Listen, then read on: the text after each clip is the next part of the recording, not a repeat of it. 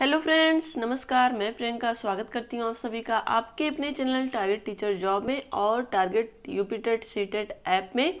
तो दोस्तों, आज हम पढ़ेंगे डीएलएड फोर्थ सेमेस्टर का हिंदी विषय और ये है आपका क्लास नंबर 11। तो दोस्तों, यहाँ पर हम लोग आपके हिंदी विषय के अध्याय नंबर 3 का अध्ययन कर रहे थे, जिसके अंतर्गत हम लोगों ने कहानी के विषय में पढ़ा था और निबंध के विषय में पढ़ा था और कविता के विषय में पढ़ा था। और दोस्तों, आज हम लोग पढ़ेंगे आत्मकथा और जीवनी में अंतर के विषय में और आत्मकथा और जीवनी का अर्थ क्या होता है इसके विषय में।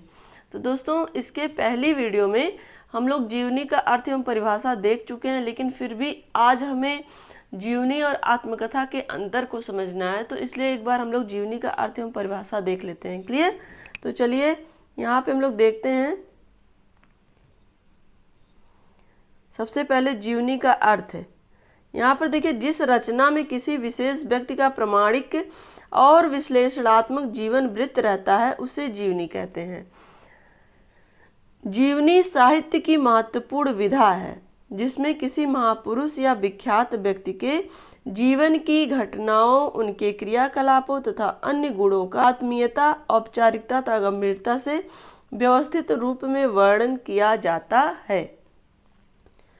दोस्तों, यहाँ पर देखिए, जीवनी क्या होता है कि जीवनी एक ऐसी रचना होती है जिसमें किसी एक विशेष व्यक्ति के जीवन से संबंधित उसके प्रामाणिक विश्लेषण को दिया जाता है, यानी कि उसका जो पूरा जीवन वृत्त है, उसकी जो जीवन किस तरह से रहा है, उस पर्टिकुलर एक व्यक्ति की जो भी उपलब्धि रही है, जो भी उसने कार्य किए हैं, उन सब के विषय में जीवनी में वर्णन किया जाता है। यानी कि किसी एक पर्टिकुलर व्यक्ति का किसी एक व्यक्ति के माध्यम से उसके जीवन के बारे में लिखा जाता है, तो उसको क्या कहते हैं? जीवनी कहते हैं।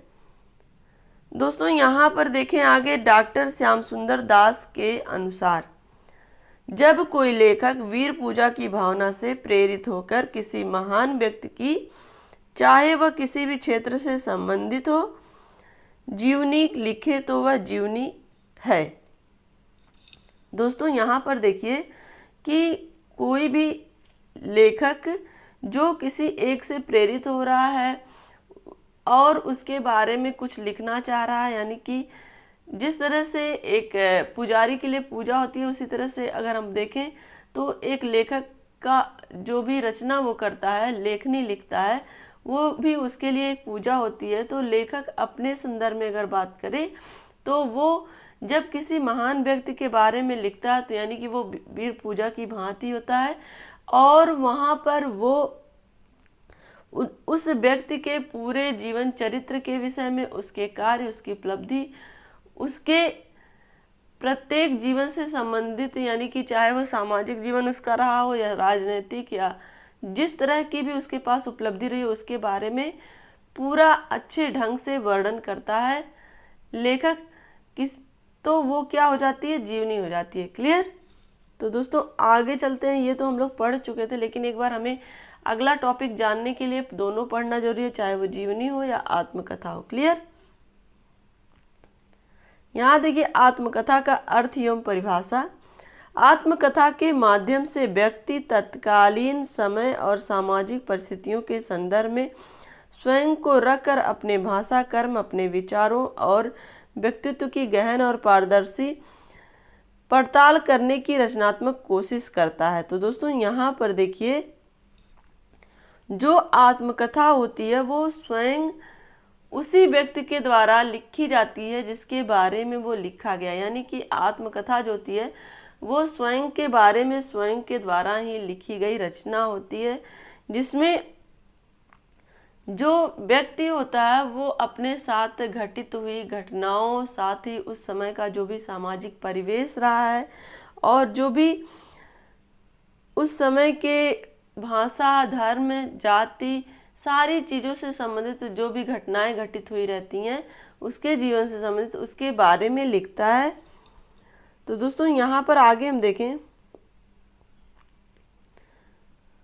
आत्मकथा दूसरों के साथ अपने जीवन प्रसंगों का साझा है, यानी कि अपने जीवन उसके जो भी घटित घटनाएं हैं, जो भी उनके साथ अलग अलग व्यक्तियों का उनके साथ संबंध रहा है, उसके बारे में जो भी लेखक है वो अपने साथ साझा कर, जो भी चीज़ें उसने साझा की है उसके बारे में वो लिखता है। तो दोस्तों यहाँ पर देखिए, आत्मकथा साहित्य की एक बेहद जटिल और उससे कहीं ज़्यादा जोखिम भरी विधा है। तो दोस्तों जटिल और जोखिम भरी क्यों कहा जा रहा है? क्योंकि कोई भी व्यक्ति जो स्वयं के बारे में लिख रहा है, अगर वो किसी घटना का वर्णन कर रहा है और वो वर्तमान में उस घटना से संबंधित जो भी व्यक्ति है, अगर उसके बारे में वो अच्छा हुआ है तो वो अच्छा लिखेगा, अगर उसके साथ कुछ बुरा हुआ है तो बुरा लिखेगा। तो इससे संबंधित जो दूसरा चरित्र है, यानी कि दूसरा व्यक्ति है, वो उस व्यक्ति को भी प्रभावित करता है, जिससे कहीं ना कहीं वो उसका विरोधी हो सकता है। यानी कि ये एक तरह से जोखिम भरा कार्य होता है। जोखिम इसलिए कि आत्म में हमेशा स्वयं से एक तार्किक दूरी पर खड़ा होना होता है। इसके लिए धैर्य और संयम बरतना आवश्यक है। तो दोस्तों यहाँ पर देखिए, यहाँ पे जो लेखक होता है वो स्वयं भी तार्किक रूप से अपने आप को भी तौलने की कोशिश करता है, और एक तरह से यहाँ पर हम कह सकते हैं कि वो अच्छे और बुरे की समझ रखने के साथ साथ उसकी जो भी अपने जीवन की कठिनाइयाँ रही हैं, जो भी उसके संघर्ष रहे हैं, उन सब के बारे में भी वो लिखता है। क्लियर? यहाँ पे देखिए, ऑक्सफोर्ड डिक्शनरी में ऑटोबायोग्राफी का अर्थ लेखक के अपने जीवन के स्वयं लिखी कहानी के रूप में दिया गया है। यानी जो ऑक्सफोर्ड डिक्शनरी के अनुसार क्या है, जो ऑटोबायोग्राफी होती है, जो आत्मकथा होती है, उसका अर्थ होता है कि लेखक अपने जीवन का स्वयं लिखी हुई कहानी के रूप में उसको दिया गया हो। यानी कि जो भी चीज़ें लेखक लिख रहा है वो अपने बारे में लिखा और एक कहानी के रूप में लिखा है। क्लियर? अब दोस्तों यहाँ पर हम देखेंगे इस टॉपिक से संबंधित सबसे महत्वपूर्ण पॉइंट क्या क्या है कि जीवनी तथा आत्मकथा में अंतर क्या है। दोस्तों देखिए, जीवनी और आत्मकथा में निम्नलिखित अंतर होते हैं। इसमें पहला क्या है कि जब किसी विशेष के जीवन पर दूसरे व्यक्ति के द्वारा लिखता है, जब किसी विशेष के जीवन पर दूसरे व्यक्ति के द्वारा लिखा जाता है तो उसे जीवनी कहते हैं। और जबकि आत्मकथा जो होती है वो व्यक्ति के स्वयं के जीवन के संदर्भ में लिखी गई कथा होती है। यानी लेखक जब किसी दूसरे के बारे में लिख रहा है, उसके जीवन से संबंधित घटनाएं लिख रहा है, तो वो क्या हो गई? वो जीवनी हो गई। लेकिन जब वो अपने जीवन के बारे में लिखता है, यानी स्वयं के जीवन के बारे में, जो उसके जीवन से संबंधित घटनाएं रही हैं, उसके जो भी उपलब्धियां रही हैं उसके बारे में लिखता है, तो वो क्या हो जाती है? आत्मकथा हो जाती है। क्योंकि वो स्वयं ही लेखक है और स्वयं ही उसके बारे में वर्णन कर रहा है, जहाँ पर जो वो स्वयं अब खुद के बारे में वर्णन कर रहा है। यानी कि जबकि जो जीवनी होती है वहाँ पर वो खुद के बारे में वर्णन ना करके वो जो पर्टिकुलर व्यक्ति है उससे संबंधित वर्णन करता है, जिसको उसने चुना है, जिसके लिए वो लेख लिख रहा है, जिसके बारे में वो लेख लिख रहा है, उसके बारे में अगर लिख रहा है तो वो क्या हो जाएगा? जीवनी हो जाएगा। क्लियर? यहाँ पर देखिए दोस्तों, दूसरा नंबर है, जीवनी किसी दूसरे व्यक्ति द्वारा लिखी जाती है, जबकि आत्मकथा लेखक स्वयं लिखता है। क्लियर? बहुत ही आसान भाषा में समझाया गया दोस्तों कि जो जीवनी होती है वो किसी दूसरे के द्वारा लिखी जाती है। यानी कि जिसके बारे में लिखा जाता है वो स्वयं नहीं उसको लिखता, बल्कि दूसरा कोई लिखता है। लेकिन जो आत्मकथा होती है उसमें लेखक स्वयं अपने बारे में ही लिखता है। यहाँ पर देखिए तीसरा पॉइंट दोस्तों, जीवनी लेखक के स्वयं के जीवन से जुड़ी आवश्यक नहीं है, जबकि आत्मकथा में लेखक स्वयं के जीवन से जुड़ी घटनाओं का वर्णन करता है। दोस्तों यहाँ पर देखिए, जो जीवनी होती है वो जो लेखक होता है उसके स्वयं से जीवन से संबंधित वो नहीं होता है। लेकिन जो आत्मकथा होती है जिसके बारे में वो स्वयं के जीवन के विषय में ही लिखता है। क्लियर? बहुत ही आसान पॉइंट है दोस्तों, आपको बहुत रटने की आवश्यकता नहीं है, बस समझ लीजिए। इसमें मेन पॉइंट यही है कि जो जीवनी है उसमें लेखक दूसरे के जीवन के विषय में लिखता है, और जो आत्मकथा होती है उसमें वो स्वयं के जीवन के विषय में लिखता है। जीवनी जो है वो लेखक जो होता है वो किसी दूसरे के जीवन के विषय में लिख रहा है और आत्मकथा जो है वो स्वयं के जीवन के विषय में लिख रहा है। क्लियर। अब यहाँ पर देखिए नंबर 4 है, जीवनी वस्तुनिष्ठ होती है जबकि आत्मकथा निष्ठ या आत्मिक होती है। क्लियर। जीवनी क्या होती है, वो वस्तुनिष्ठ होती है, यानी कि वो किसी दूसरे से संबंधित होती है और उसके विषय में एक लेखक को छोटे रूप में लिखना होता है, क्योंकि किसी भी व्यक्ति की एक एक पल की घटनाओं की खबर सबको नहीं हो पाती है। लेकिन अगर हम वही आत्मकथा की बात करें तो चूंकि जो लेखक है वो स्वयं अपने विषय में ही लिख रहा है, तो उसके जीवन में घटित छोटी छोटी घटनाओं के विषय में भी उसे पता होता है। क्लियर। यहाँ पर देखिए 5, जीवनी लेखन की शैली वर्णनात्मक होती है, आत्मलेखन की शैली अभिव्यंजनात्मक होती है। जो जीवनी होती है वो वर्णनात्मक शैली में लिखी जाती है और जो आत्मकथा होती है वो अभिव्यंजनात्मक शैली में लिखी जाती है। क्लियर। अब दोस्तों यहाँ पर देखिए छठा और लास्ट पॉइंट। तो दोस्तों यहाँ पर देखिए जो जीवनी होती है, जीवनी में लेखक दूसरे के बारे में लिखता है, इसलिए आशंका बनी रहती है, अथवा आत्मकथा में लेखक स्वयं अपने बारे में लिखता है, इसलिए विश्वसनीय होती है। तो दोस्तों यहाँ पर देखिए बहुत ही सटीक बात कही गई है। इसके पहले वही बात हम लोग कर रहे थे कि जो जीवनी होती है उसके बारे में जो लेखक है हर एक छोटी छोटी घटनाओं के विषय में नहीं जान सकता, क्योंकि वो उसके साथ तो हमेशा रहा नहीं है। जो वो व्यक्ति बताता है या जो भी उसके बारे में वो कहीं से जानकारी पाता उसी के विषय में वो लिखता है। लेकिन जो आत्मकथा होती है, आत्मकथा में वो छोटी छोटी घटनाओं के विषय में अपने बारे में तो जानता ही है, और साथ ही अगर हम बात करें तो जो जीवनी होती है,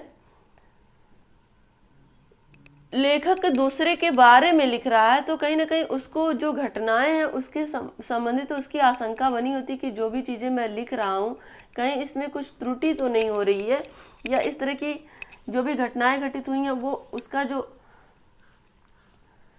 वर्णन करने का ढंग है गलत तो नहीं हो रहा। लेकिन अगर वहीं हम बात करें आत्मकथा की, तो आत्मकथा जीवन स्वयं के जीवन के बारे में लेखक लिख रहा है, तो उसको ये भली भांति पता होता है कि वो जो भी लिख रहा है सही लिख रहा है, और एक तरह से उसे विश्वास होता है, यानी कि वो विश्वसनीय होता है।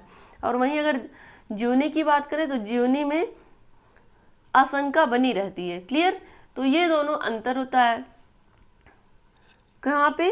जीवनी में आशंका बनी रहती है और जो आत्मकथा होती है उसमें विश्वसनीयता रहती है, क्योंकि वो वहाँ पर अपने स्वयं के बारे में लिख रहा है। तो दोस्तों आज का ये वीडियो यहीं पर समाप्त होता है। वीडियो को लाइक कर दीजिएगा और कमेंट के माध्यम से हमें ज़रूर बताइएगा कि आपको हिंदी कैसी लगती है पढ़ने में। अभी आपको इसमें ज़्यादा चैप्टर है नहीं, ये तीसरा चल रहा, बस एक चैप्टर और बचेगा, उसके बाद आपकी हिंदी समाप्त हो जाएगी। तो हम लोग सामाजिक अध्ययन पर ही फोकस करके उसको थोड़ा फास्ट पढ़ेंगे। तो आप भी दोस्तों अगर चैनल पर नए हैं तो चैनल को सब्सक्राइब जरूर कर लीजिएगा, जिससे हमारे सभी वीडियोज की नोटिफिकेशन आपको मिल पाए।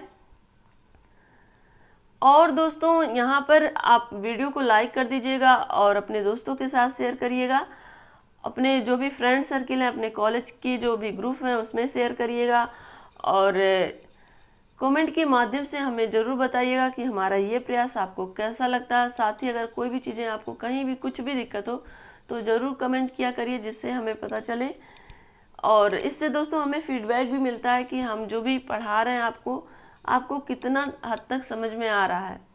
और दोस्तों यहाँ पर एक और निवेदन है कि आप चैनल को ज़रूर सब्सक्राइब करिए, वीडियो को ज़रूर शेयर करिए, क्योंकि दोस्तों आपके लिए वीडियो बनाने में बहुत मेहनत लगती है। जो आपकी वीडियो 10 मिनट 20 मिनट की होती है उसके पीछे मेरी 4 से 5 घंटे की मेहनत होती है।